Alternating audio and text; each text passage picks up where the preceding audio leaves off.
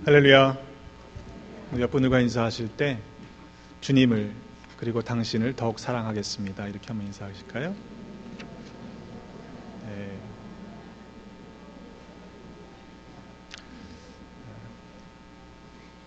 주님을 더욱 사랑하고 또 성도들, 이웃들을 더 사랑하는 가운데 하나님께서 여러분의 삶과 또 우리의 교회 가운데 은혜를 더 부어주실 줄로 믿습니다.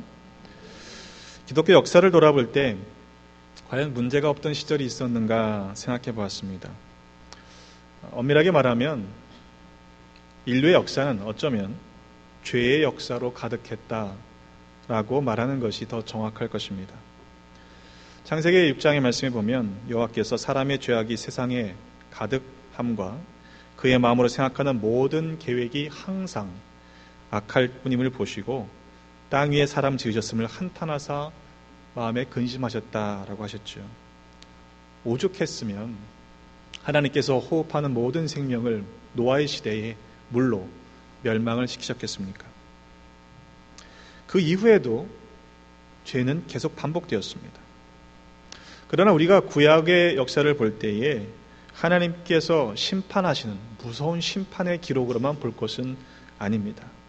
왜냐하면 그럼에도 불구하고 하나님은 계속해서 끊임없이 사랑하셨던 하나님의 사랑의 이야기이기 때문에 그렇죠. 사랑하기 때문에 징계하시고 사랑하기 때문에 다시금 또 믿어주시고 사랑하기 때문에 또다시 기회를 주셨던 것, 그것이 구약 성경의 말씀이기 때문입니다. 그런데 그래도 깨닫지 못했던 게 우리의 인간입니다. 결국 하나님께서 직접 이 땅에 오실 수밖에 없었습니다. 2000년 전 예수님께서 이 땅에 육신의 모습을 입고 오신 이유는 바로 우리를 사랑하시기 때문이었죠. 그리고 친히 십자가에서 목숨을 내어 죽으심으로 말미암아 우리의 죄를 대속해 주셨습니다. 예수님께서 우리의 중심 가운데 계시지 않으면 끊임없이 죄의 문제를 극복할 수가 없고요.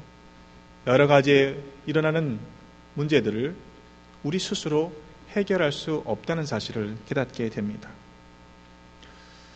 그럼에도 예수 그리스도께서 십자가에서 죽으심으로 우리의 죄를 용서해 주셨는데도 불구하고 그 이후에 교회 역사를 보면 여전히 문제투성이었습니다. 초대교회, 아주 이상적으로 생각하게 하는 그런 예루살렘 교회를 봐도 그렇죠. 풍성한 나눔과 사랑의 교제가 있었습니다. 하지만 문제가 없었던 것은 아니었습니다. 구제라고 하는 선한 일을 하면서도 문제가 발생했습니다. 사람을 세우고 또 사람을 보내는 일들 가운데서도 갈등이 있었습니다. 오늘 본문으로 우리가 택하고 있는 고린도 교회를 보아도 예수를 믿기는 하지만 믿기 이전의 옛사람의 모습이 여전히 남아 있었기 때문에 그 고린도 교회 안에는 분쟁과 또 갈등이 여전히 존재했던 것이죠. 오늘 함께 읽으신 고린도전서 13장의 말씀은 일명 사랑장이라고 불릴 만큼 우리 믿는 성도들에게만이 아니라 믿지 않는 사람들에게도 널리 알려진 말씀입니다. 그런데 이 내면의 말씀을 우리가 깊이 살펴보면 실은 고린도 교회가 그러한 사랑이 없었기 때문에 사랑 없는 교회를 향해서 사도 바울이 안타까운 마음을 가지고 애절한 심정으로 그렇게 말씀을 전하고 있는 것을 우리가 보게 됩니다. 때문에 사랑장을 좀 더 정확하게 읽기 위해서는 우리가 사랑에 관심을 강조를 두고 읽을 것이 아니라 실은 사랑을 강조할 수밖에 없는 교회의 현실을 직시하는 것이 필요합니다. 문제를 정확하게 진단하지 않고서는 결코 그 문제를 해결할 수 없기 때문입니다. 제가 다시 한번 사랑장 고린도전서 13장을 읽겠습니다. 그런데 여러분 들으실 때 그 말씀 속에서 고린도 교회가 어떤 교회였을까라고 하는 그 모습을 한번 그려보시기를 바랍니다. 내가 사람의 방언과 천사의 말을 할지라도 사랑이 없으면 소리나는 구리와 울리는 꽹과리가 되고 내가 예언하는 능력이 있어 모든 비밀과 모든 지식을 알고 또 산을 옮길 만한 모든 믿음이 있을지라도 사랑이 없으면 내가 아무것도 아니요. 내가 내게 있는 모든 것으로 구제하고 또 내 몸을 불사르게 내줄지라도 사랑이 없으면 내게 아무 유익이 없느니라. 사랑은 오래 참고 사랑은 온유하며 시기하지 아니하며 사랑은 자랑하지 아니하며 교만하지 아니하며 무례히 행하지 아니하며 자기의 유익을 구하지 아니하며 성내지 아니하며 악한 것을 생각하지 아니하며 불의를 기뻐하지 아니하며 진리와 함께 기뻐하고 모든 것을 참으며 모든 것을 믿으며 모든 것을 바라며 모든 것을 견디느니라. 사랑은 언제까지나 떨어지지 아니하되 예언도 패하고 방언도 그치고 지식도 패하리라. 우리는 부분적으로 알고 부분적으로 예언하니 온전한 것이 올 때에는 부분적으로 하던 것이 패하리라. 내가 어렸을 때는 말하는 것이 어린아이 같고 깨닫는 것이 어린아이 같고 생각하는 것이 어린아이와 같다가 장성한 사람이 되어서는 어린아이의 일을 버렸노라. 우리가 지금은 거울로 보는 것 같이 희미하나 그때는 얼굴과 얼굴을 대하여 볼 것이요 지금은 내가 부분적으로 하나 그때는 주께서 나를 아신 것 같이 내가 온전히 알리라. 한마디로 얘기하면요, 사도인 나도 다 모른다 이 얘기예요. 아마 그 사랑장이 좀 다르게 들리셨을 것입니다. 실은 고린도 교회도 그랬다는 이야기입니다. 하지만 정말 심각한 문제는요, 그 모든 문제들이 신앙적인 행위들 가운데 나타났다는 것이에요. 믿음이라고 이름하는 행위들 가운데 드러난 문제들이었다는 것입니다. 고린도 교회는 방언과 천사의 말을 하는 공동체였습니다. 예언하는 능력이 나타나고 믿음의 일들이 많아졌습니다. 구제하는 일도 점점 늘어났고 마치 자기 자신을 불사르던 것처럼 내어주는 헌신이 있었습니다. 그럼에도 사랑이 없었던 것이죠. 바꿔 말하면 사랑이 없이도요 방언할 수 있습니다. 사랑이 없이도 예언할 수 있고 사랑이 없이도 믿음 생활할 수 있고 사랑이 없이도 구제할 수 있고 사랑이 없이도 헌신할 수 있다는 말입니다. 하지만 사랑이 없는데 그 모든 것이 무슨 유익이 있겠느냐 이렇게 말하는 것이죠. 사랑이 없는 그 모든 종교적인 행위가 과연 진짜냐? 이렇게 묻는 것입니다. 우리가 고린도 교회를 알기 위해서는요, 고린도라는 지역을 먼저 이해해야 합니다. 고린도는 당시에 유명한 항구 도시였습니다. 때문에 무역이 활발했고 다양한 문화와 문명들이 집결되는 모여드는 곳이었습니다. 반면에 그 때문에 그로 인해서 온갖 우상들이 가득 찼고요, 음란하고 퇴폐적인 문화가 그렇게 퍼져 있었습니다. 그렇게 살던 옛사람의 모습을 버리고 회심한 자들이 주님께로 돌아와서 교회라고 하는 신앙의 공동체를 이루었습니다. 하지만 주위를 둘러보면요, 이전에 즐기던 세상의 유혹들이 널려 있습니다. 일터에 가도요, 만나는 사람들도요, 죄짓기 딱 좋은 환경에서 살아가고 있습니다. 여러분, 그런 환경에서 믿음 생활을 지켜간다는 것이 결코 쉽지 않다는 것을 우리는 잘 알고 있죠. 그럼에도 고린도 교회는 하나님의 은혜가 많이 주어졌던, 은혜가 부어졌던 교회입니다.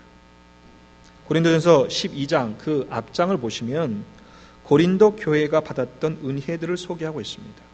지식, 지혜, 믿음, 병 고치는 은사, 능력, 예언함, 영들, 분별함, 각종 방언 말함, 그 방언들을 통역하는 등의 많은 은사들이 나타났던 교회입니다. 문제는 교인들이 하나님께서 왜 그 많은 은사들을 교회에 주셨는지를 알지 못했다는 것에 있지요. 그래서 오히려 그 많은 은사들 때문에 교회가 혼란했습니다. 왜냐하면 간단하게 얘기하면요, 교인들이 그 받은 은사가 무엇인지를 알지 못했고 왜 주셨는지를 알지 못했기 때문에 그것을 자기를 드러내는 그런 것으로 잘못 사용했기 때문이죠. 내가 받은 은사가 더 크다 라고 생각했기 때문입니다. 그래서 다른 사람들이 받았던 은사를 무시하고 또 존중하지 않았던 것이죠. 때문에 바울은 고린도전서 12장 마지막 절에서 이렇게 마무리하고 있습니다. 너희는 더욱 큰 은사를 삼어라. 내가 또한 가장 좋은 길을 너희에게 보이리라. 그리고 나서 이어지는 본문이 오늘 함께 읽으신 고린도전서 13장 사랑장입니다.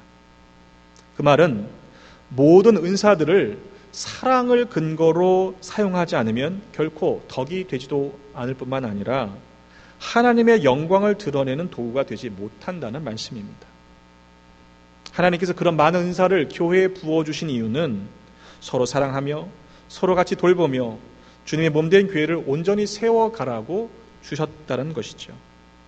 그런데 사랑하지 않고서 각자 받은 은사만을 주장하고 있으니 어찌 교회가 온전히 세워줄 수 있겠느냐라고 가르치고 있는 것이었습니다. 우리는 종종 정의와 사랑을 반대되는 개념으로 생각하기 쉽습니다. 하나님이 어떨 때는 정의로우시고 어떨 때는 사랑을 강조하시는 것처럼 이랬다 저랬다 하시는 분으로 생각하기 쉽습니다만 그렇지 않지요. 이것은 다른 면으로 나타난 동일한 하나님의 성품입니다.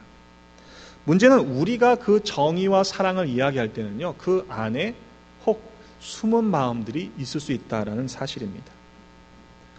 멘토이신 선배 목사님께서 한 번은 이런 이야기를 제기해 주셨습니다. 사람들이 정의를 내세울 때는 실은 그 마음에 미움이 숨어 있기 때문이다. 그러나 자신이 미워한다는 사실을 말할 수 없으니까 정의를 내세운다는 거예요. 반면에 사람들이 사랑을 주장할 때는 그 속에 불의가 있기 때문이지 자신의 불의를 숨기기 위해서 사랑으로 덮어버리려고 하는 거야. 이렇게 말씀하셨어요. 물론 그것이 모두 다를 설명하지는 않습니다. 그러나 부분적으로는 일리가 있다라는 생각을 했습니다. 때문에 여러분 참아주시기를 바랍니다. 오늘 말씀에서는 오래 참아야 한다라고 했습니다. 그것은 벼르는 것이 아니어야 합니다. 또 시기하지 마시기를 바랍니다. 다른 사람들이 갖고 있는 은사를 부러워할 필요가 없습니다. 왜냐하면 하나님께서는 우리 모두 각자에게 서로 다른 은사를 주셨기 때문입니다. 우리 각자가 모두 자신의 은사를 잘 찾아서 사용하면 되는 것이지요. 때문에 자랑할 이유도 결코 없습니다. 내 은사가 더 나은 은사가 아니기 때문입니다. 서로의 은사를 존중하며 합력하여 주님의 몸 되신 교회를 온전히 이루어가면 되는 것입니다. 교만은 죄입니다. 다른 사람들을 낮게 보는 것이 교만입니다. 교만하기 때문에 무례히 행하는 것이지요. 사랑한다면 예의를 갖춰야 합니다. 어떤 분들은 종종 아랫사람들을 누르면 자기 자신이 높아진다라고 생각하기도 하죠. 그러나 결코 그렇지 않습니다. 우리가 받은 직분인 집사님, 권사님, 장로님은요, 결코 높아지는 계급이 아닙니다. 더 많은 사람들을 주님의 사랑으로 품고 섬기라고 맡겨주신 거룩한 직분입니다. 사랑은 자기의 유익을 구하기보다 다른 사람의 유익을 구하는 것입니다. 내 마음대로 되지 않는다고 성을 내는 것은 결코 사랑이라고 말할 수 없습니다. 또 악한 마음이 그 안에 있다면 그것은 그럴듯하게 포장되어 있을 뿐이지 결코 사랑이라고 말할 수 없습니다. 사랑하기 때문에 불의와 타협해서는 안 되는 것입니다. 좋은 게 좋은 거지 라고 하면서 무조건 덮어주는 것은 결코 사랑이 아닙니다. 사랑하기 때문에 징계하고 사랑하기 때문에 고쳐줘야 합니다. 때문에 불의가 아니라 진리를 기뻐하는 것이 사랑입니다. 사랑하기 때문에 모든 것을 참으며 모든 것을 믿으며 모든 것을 바라며 모든 것을 견디는 것입니다. 몰라서가 아닙니다. 알지만 참아주고 믿어주고 기다려주고 견뎌주는 것입니다. 그것이 사랑이라고 오늘 말씀하고 있습니다. 만일 그 사랑이 없었다면요, 우리들 가운데는 이런저런 이유를 핑계 삼아서 믿음 생활을 중간에 포기했을 가능성이 훨씬 더 많습니다. 그 사랑은 우리가 생각하는 인간적인 사랑이 아니라 바로 하나님께서 먼저 우리에게 허락하신 그 큰 사랑이지요. 그 사랑은 때문에 언제까지라도 떨어지지 않는다고 했습니다. 종종 우리의 사랑이 식는 이유가 무엇일까요? 그것은 그 사랑이 아니기 때문입니다. 하나님이 주신 사랑이 아니라 내 사랑이 자주 식어버리는 이유는 내 방식의 인간적인 사랑이기 때문에 식어지는 것을 경험하는 것이죠. 그런 얘기 하지 않습니까? 사람들이 죽도록 사랑해 라고 해서 결혼했는데 어떤 때는 죽이도록 미워지는 거, 죽이고 싶도록 미워지는 건가요? 그게 인간적인 사랑이기 때문에 그래요. 육신의 정욕으로 가득 찬 세상적인 사랑이기 때문에 그 사랑이 바뀌는 것입니다. 이어지는 본문들을 보면요, 그 은사들은 또한 임시적이고 부분적이라는 사실을 말씀하고 있습니다. 은사는 영원한 것이 아니라는 이야기입니다. 주님의 몸된 교회를 세우기 위해서 쓰일 때, 그때만 필요한 임시적인 것이라는 이야기예요. 또 그 하나의 은사를 가지고 전부를 이야기할 수 없다라고 하는 면에서는 부분적입니다. 하나의 은사가 결코 그 하나의 은사로만 하나님의 교회, 그리스도의 몸을 온전히 이룰 수 없기 때문입니다. 그래서 바울은 은사가 전부가 아니라 은사가 부분이다, 이렇게 말씀하고 있는 것이죠. 오늘 말씀은 굉장히 부드럽게 바울이 돌려서 이야기하고 있는 본문입니다. 하지만 고린도 교회를 향해서 매우 강한 어조로 실은 가르치려고 하는 의도가 숨어 있습니다. 고린도 교회 교인들의 모습이 말하는 것이나 깨닫는 것이나 생각하는 것이 어린아이와 같이 유치한 수준에 머물고 있기 때문이었죠. 여러분 한번 생각해 보세요. 우리 교회 장로님 한 분이 말하는 거, 생각하는 게 유치원 수준이라고 생각해 보세요. 굉장히 말이 안 되는 거죠. 정상으로 볼 수 없습니다. 그런데 우리가 애들을 보면요, 애들이 어떻습니까? 내가 가지고 있는 게 더 크다고 생각해요. 그래서 내가 종을 가지고 있는데 내 거보다 더 다른 친구가 더 종을 가지고 있으면 어떻게 합니까? 내게 더 크다고 우겨요. 내게 더 좋다고 우겨요. 내지는 저걸 갖고 싶어서 다툼이 일어나죠. 하지만 바울은 교회를 향해서 얘기합니다. 언제까지 그러고만 있을 거냐? 고린도 교회를 향해서 영적으로 성숙해져야 하지 않겠는가? 이렇게 도전하고 있습니다.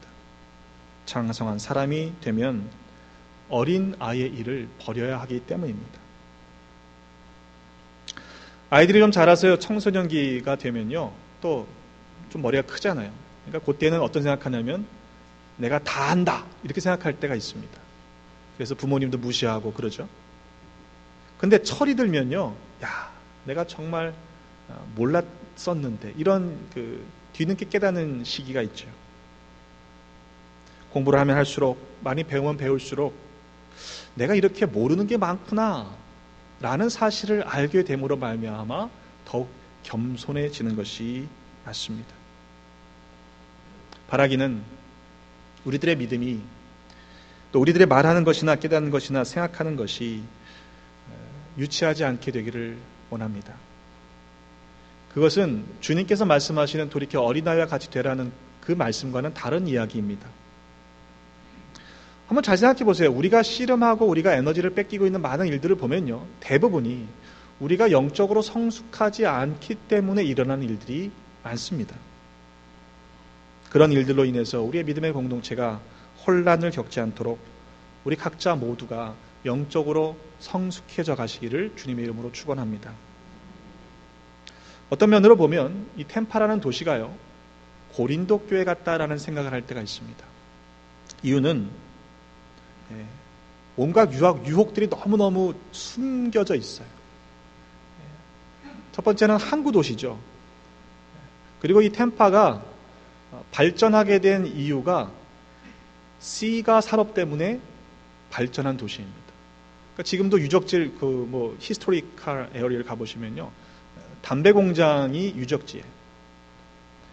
대낮에 스트릿바가 큰 길가에서 영업하는 도시는 아무리 미국이라고 해도 그렇게 많지 않습니다. 예전에 본 기사가 있는데요. 신문 기사에 우리 템파가 신시리보다 더 월스한 시리라는 그런 기사를 제가 읽고서 깜짝 놀랐던 적이 있습니다. 세상이 그러니까 우리도 고린도 교회처럼 되어야 한다는 얘기 아니겠죠. 고린도 교회와 같이 어린 수준에 머물러 있지 않기를 원합니다. 목회를 그렇게 오래 하진 않았습니다. 목사가 된 지 20년이 됐는데 목회를 하면서 제 스스로를 볼 때 종종 참 딱하다 생각될 때가 있습니다. 어떤 때냐면요.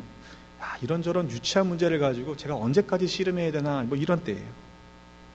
그런데 말씀을 보면서 위로가 되는 것은 사도 바울도 그런 문제 가지고 씨름을 했는데 네가 너라고 별 수 있겠냐 이런 생각이 들더라고요. 해도 안 되는 인간들을 포기하실 수 없어서 하나님께서 이 땅에 육신을 입고 오셨는데 더 이상 무슨 말을 할 필요가 있겠습니까? 그렇다고 우리의 이 부족한 모습, 주님을 알기 전에 모습에 머물러 있으려고 하는 이 죄의 본성들을 정당화할 수는 없습니다. 물론 사람은 잘 변하지 않습니다. 그러나 하나님께서는 그렇게 고집불통인 우리를 기다려 주셨습니다. 사랑하시기 때문이지요. 그 사람은 해도 안 돼 라고 미리 포기하지 마시기를 바랍니다. 왜냐하면 그럼에도 포기하지 않고 기다려 주시는 하나님은 사랑이시기 때문입니다. 여러분, 우리 자신들 스스로 한번 돌아보시길 바랍니다. 나 같은 사람도 바꾸셨지요. 우리를 보면 우리 자신 안에는 변화될 가능성은 없습니다. 그러나 하나님은 우리를 변화시키실 수 있는 능력을 갖고 계십니다. 여러분, 그 은혜를 경험하시기를 주님의 이름으로 축원합니다. 세번역 성경으로 읽어봅니다. 누가복음 6장 32절의 말씀에 너희가 너희를 사랑하는 사람들만 사랑하면 그것이 너희에게 무슨 장한 일이 되겠느냐. 죄인들도 자기네를 사랑하는 사람들을 사랑한다. 같은 맥락의 말씀입니다만 마태복음 5장 46절의 말씀에 보면 너희를 사랑하는 사람만 너희가 사랑하면 무슨 상을 받겠느냐. 세리도 그만큼은 하지 않느냐. 오늘 본문의 마지막 말씀이죠. 그런즉 믿음, 소망, 사랑 이 세 가지는 항상 있을 것인데 그 중에 제일은 사랑이라. 여러분, 이번 한 주간 그리고 우리의 남은 인생을 살아가면서 하나님이 원하시는 사랑의 도구로 살아가시기를 주님의 이름으로 부탁을 드립니다. 그러면 하나님이 우리를 바꾸셨듯이 우리를 통하여 우리의 주변이 하나님이 기뻐하시는 아름다운 공동체로 변화되는 은혜를 누리게 하실 줄로 믿습니다. 기도하겠습니다. 하나님, 먼저 우리를 사랑하여 주셨고 아들 예수 그리스도를 십자가에 내어주시기까지 사랑하여 주셨으니 감사드립니다. 그러나 우리들의 모습은 아직도 영적으로 미숙하여 어린아이의 일을 버리지 못하고 또한 주신 은혜를 온전히 사용하지 못하는 연약한 인생임을 고백합니다.